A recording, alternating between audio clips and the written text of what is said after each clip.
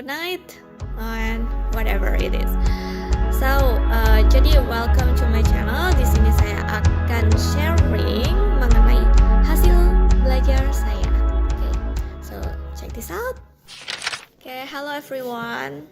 Okay, so jadi hari ini saya akan share mengenai apa yang saya pelajari tentang how to improve our communication skill. Kenapa itu penting? Seringkali kita mengalami kendala berkomunikasi dengan orang lain yang menyebabkan banyaknya miskomunikasi, kesalahpahaman baik dengan teman, dengan tim antar divisi di tempat kerja, dan sebagainya. Itulah kenapa hari ini saya akan sharing mengenai how to improve our communication skill. Ada 6 step untuk improve our communication skill. First, atau yang pertama, jelas, pastikan active listening skill. Ketika kita ingin improve our communication skill, kita harus menjadi seorang good listeners. Ketika kita mendengarkan, pastikan Anda memberikan afirmatif positif. Oh no, bukan afirmatif positif, lebih ke afirmatif replies, yaitu dengan menjawab apa itu, memastikannya, dan juga memberikan follow up question untuk menunjukkan kalau kamu tuh benar pay attention loh terhadap orang yang sedang berbicara saat itu. Ya, yeah, that's the important of being a good listeners.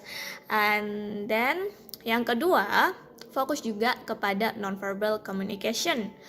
Hal itu penting, yaitu dengan memperhatikan nonverbal cues dan nonverbal signals untuk menghindari miskomunikasi. Hal ini tuh berkaitan seperti dengan facial expression, body language, ataupun gerakan lainnya. Tapi jangan lupa juga untuk perhatikan diri Anda sendiri ketika berkomunikasi, yaitu satu, fokus kepada eye contact juga.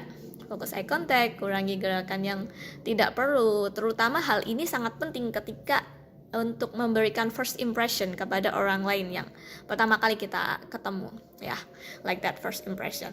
Dan yang ketiga, jangan lupa untuk memanage emosi diri sendiri. Kita harus bisa memanage emosi sendiri ketika berbicara dengan orang. Jangan terlalu menunjukkan emosi. Biasanya hal ini sering terjadi ketika kita marah. Kita emosinya meluap. Jadi kita mungkin kata-kata kita saking emosinya jadi tuh lebih ke enggak terkontrol. Dan itu bisa menyebabkan miskomunikasi. Kita bermaksud mengatakan A, dia nangkepnya B, miskomunikasi deh gitu kan. Oke, yang keempat, sering-seringlah untuk minta feedback. Feedback itu bisa datang dari siapa saja. Bisa dari teman ataupun kolega di kantor, ataupun atasan. Bisa juga dari orang kesayangan. Sering-seringlah buat bertanya, kira-kira kekurangan komunikasi kalian tuh apa sih? Minta feedback seperti itu.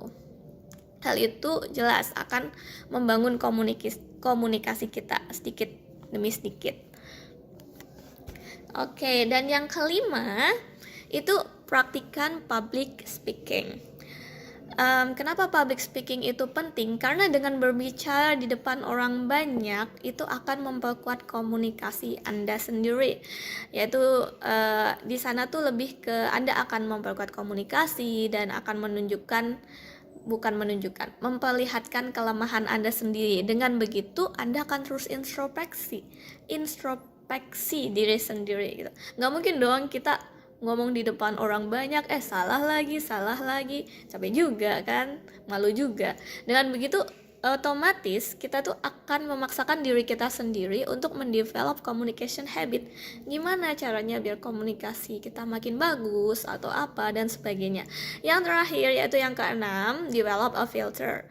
Di sini lebih merujuk ke Anda harus, ketika berkomunikasi itu Anda harus lebih aware tentang suasana sekitar, tahu apa yang appropriate untuk dikatakan dan juga apa yang appropriate untuk diekspresikan di kondisi tertentu, karena maintaining filter ini cukup important buat mencegah konflik komunikasi. Sebut saja contoh, kita datang ke pemakaman, suasana semua orang tuh sedang sedih.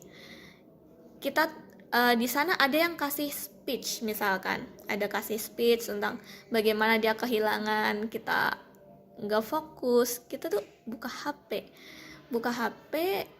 sambil ngobrol sama temen gitu kan. Ketika teman kita ngomongin tentang pemakaman itu, terus di speechnya juga tentang pemakaman, kita melihat hal yang lucu di HP gitu kan, kita pasti akan ketawa secara refleks kan. Nah itu juga akan menyebabkan miskomunikasi.